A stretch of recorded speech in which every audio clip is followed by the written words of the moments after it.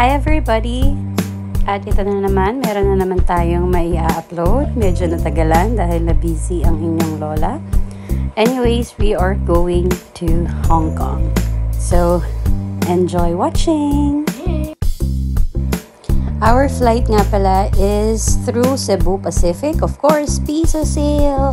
Alam nyo, itong trip na to is very memorable to sa akin kasi kasama namin ang buong pamilya namin. So this is going to be a 9-day trip to Hong Kong. Ang flight na nakuha ko is hapon, which is 3:45 PM. So nakapag-land kami ng mga like 6 PM na. After immigration at makuha ang aming luggage, nag-book ako sa Klook ng private transfer from airport to our Airbnb.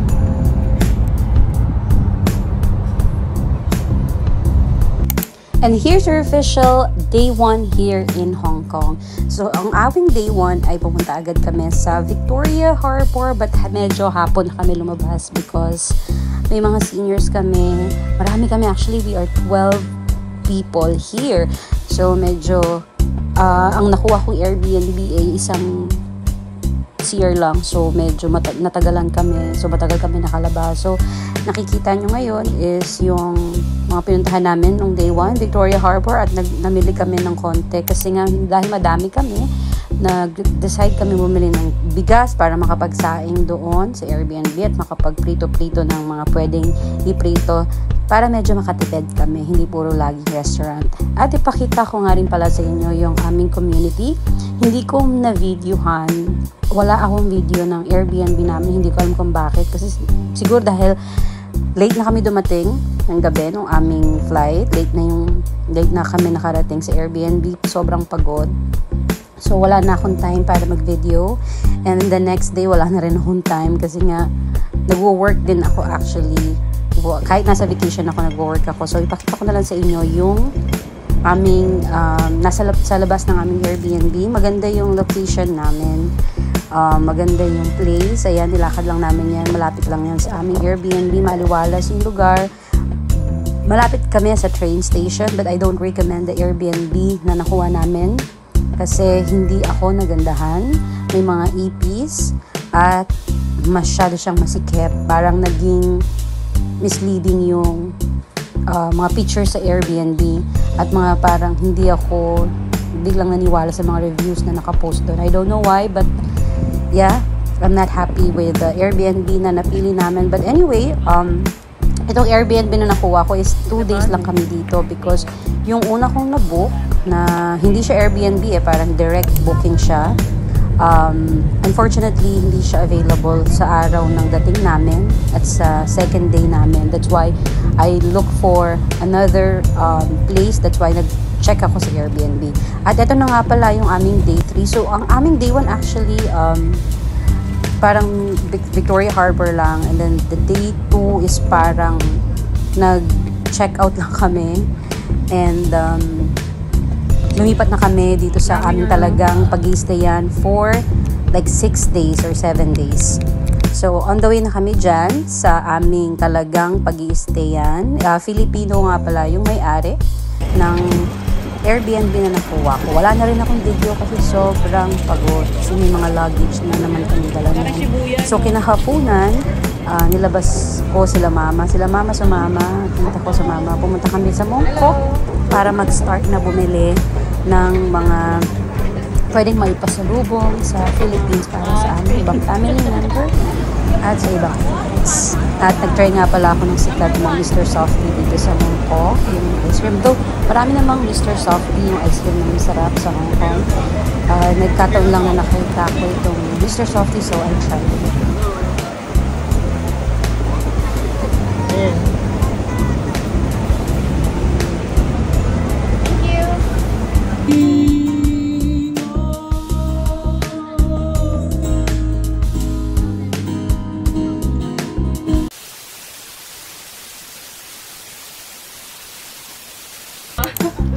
Oh, smile! Ano man mo nga? Mama yan. Takot na ulo. Nalulula ko. Ako! Dan! Xander! Bilisan. Nandiyan ba natin? Hindi ganito kabilis, no? Mabagal? Ba't ang bilis na? Ang taas! Wow! Dati na ganda na. Ayoko tumingin. Sa baba. Uy, may swimming pool uli. Dami ko lang nakita tao. Ganda. Papating na tayo sa Punta na. May lobotal pala rito. Bakit yun nga? Papating na tayo sa bundok. Mausog ka pa.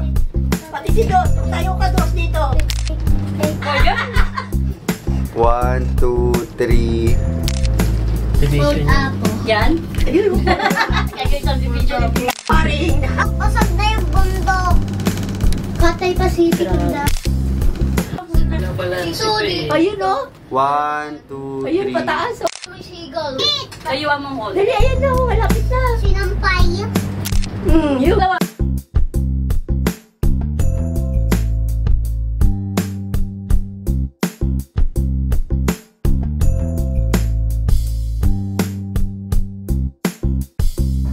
Ang ingay namin, no? Well, anyway, after nga pala sa Ngongping or after sa cable car, ito na yung next. Ipupuntan niya kayo sa Ngongping Village.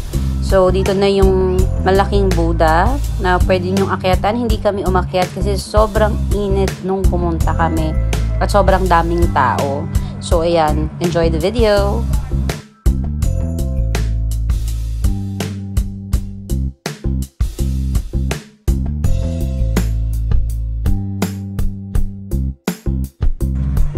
Review nga pala about this Ngongping Village or the Ngongping 360 cable car.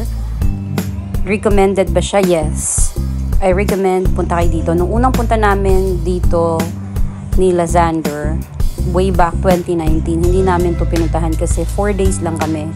So, yung mga talagang pambata lang, yung mga pinuntahan namin. Xander was like 3 years old that time. So, pinuntahan namin yung Ocean Park, Disneyland, tapos yung mga kid-friendly lang.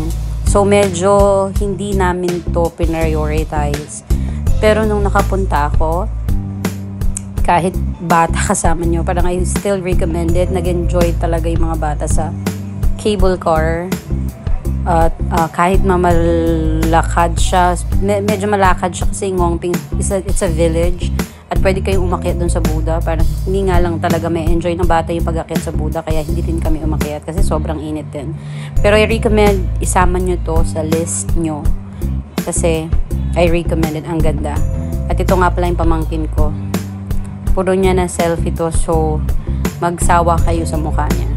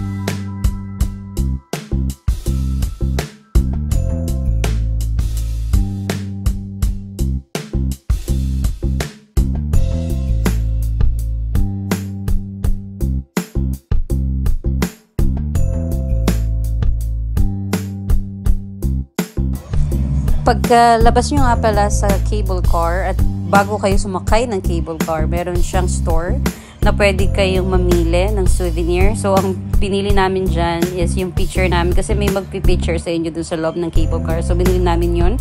That's worth like 1,700. And then, may mga laruan, may mga toys na pwede nyo ring bilhin for the kids.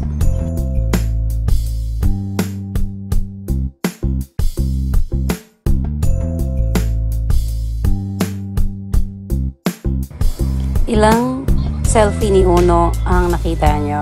Comment down below.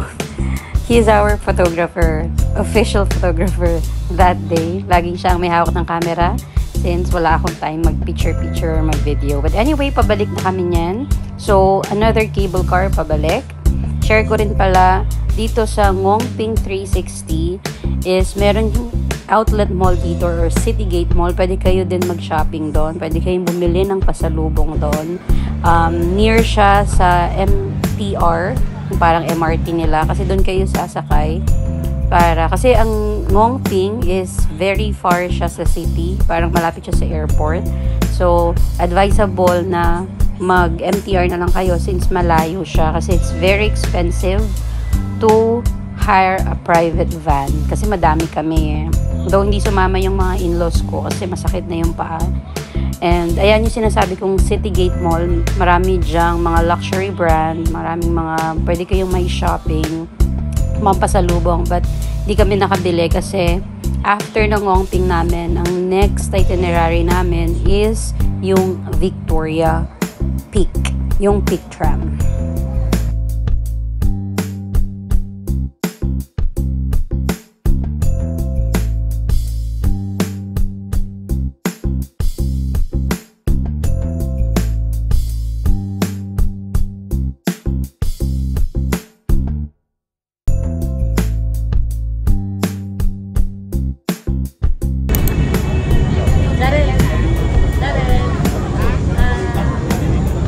And we're here in Victoria Peak Tram. So, itong tram na to is parang paakyat doon sa isang mall. Tapos, maganda yung magiging view nyo. Victoria Peak ang tawag doon. Binuko to sa Klook, papunta at pabalik. That's included na doon sa ticket na nabili ko.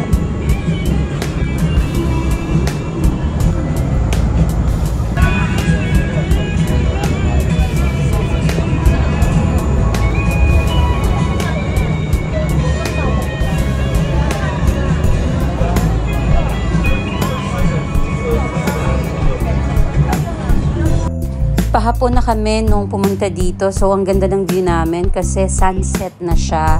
So, pagdating nyo pala sa mall, doon nyo rin makikita yung Madame Tussauds. So, ito hindi ko to kilala, pero sabi nila, he's a Hong Kong artist or singer. Pero hindi ko siya kilala, nagpa-picture na lang din ako since libre siya doon sa labas. Hindi kami nag-Madame Tussauds kasi napakamahal, hindi na kaya ng budget ko. At ito yung nga pala yung view nyo pagdating nyo dun sa taas. Ito yung sinasabi nilang Victoria Peak Tower. So, ang ganda ng view. Parang kita mo yung mga buildings sa Hong Kong. And ang maganda dito is naabutan namin siyang may araw at naabutan din namin siyang gabi. So, nakita namin yung city light. So, naghintay kaming gumabi para makita namin siya kung ano itsura niya hanggang gumabi. Will I recommend Victoria Peak Tower? Yes, I will recommend na sumakay kayo sa Peak Tram at pumunta kayo doon sa taas sa Victoria Peak Tower kasi ang ganda talaga ng view at may enjoy nyo. For me, sabi nila wag daw pumunta ng hapon kasi sobrang daming tao, which is true. Sobrang tagal namin naghintay sa pila, daming tao kasi nga mas gugustuhin nilang makita yung na may araw, tapos makikita rin yung city light paggabi. So yun yung pinili ko kahit na alam kong daming tao, ayun pa rin yung pinili ko. So I recommend, it's up to you guys if you want to visit Victoria Peak in the morning para less tao. Hindi siya kasi crowded kapag ka daw morning, which is 10 a.m. to 12 noon or until 2 p.m. Pagdating daw ng 3 p.m. to like 6 p.m. dami na daw tao dito na nakapila. So it's up to you guys, whichever you prefer. But for me, na-enjoy ko siya kahit mahaba pila. Na-enjoy ko siya na pumunta ng hapon. At least nakita ko siya na may araw at nakita ko rin siya ng gabi.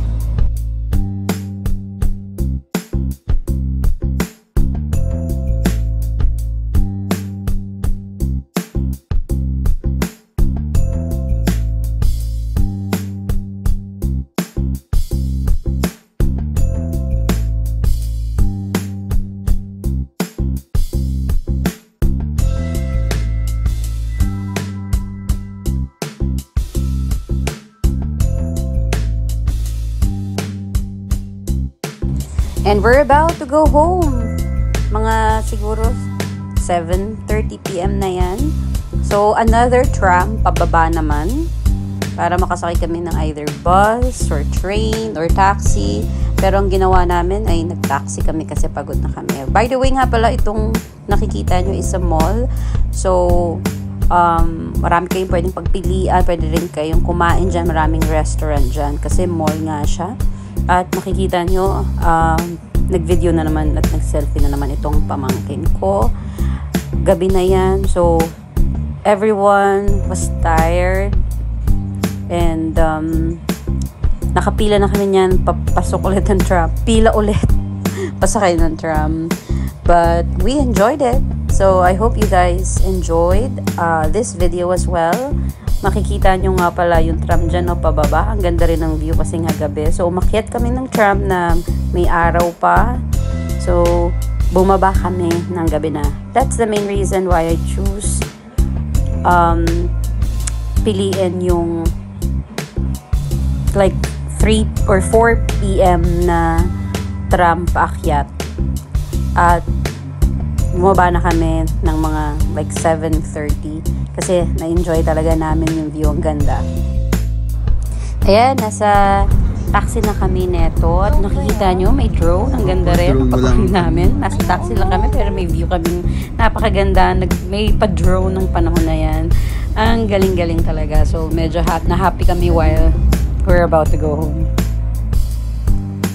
So, this is going to be the last part of the video. Sana na-enjoy kayo at nagkaroon kayo ng idea kung saan kayo pwede pumunta on your first or second or third day when you get to Hong Kong. So, thank you guys for watching. I'll see you on the next vlog. Bye!